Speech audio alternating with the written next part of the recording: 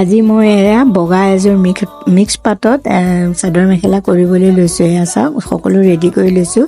এখন মই চুৰ্ণি দি এযোৰ ছেট বনাম।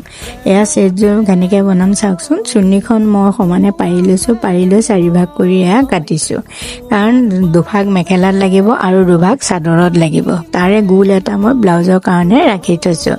আৰু এয়া মই মেখেলাখন চিলাবলৈ লৈছোঁ চাওকচোন। কিন্তু টানি নিদিব, লাহে লাহে চিলাব, নহ'লে কোচ খাই যাব। এয়া মেখেলাখন চিলাই হোৱাৰ পিছত মই এখন চাদৰখন চিলাইছোঁ। চাদৰখনত মই লেচ লগাই দিছোঁ চাওকচোন। লেচ লগাওঁতে ধুনীয়া লাগিছে। আৰু ইফালে যোনটো লেচ আহিছিল সেইটো মই খুলি পেলাই ছাইডত লগাই দিলোঁ।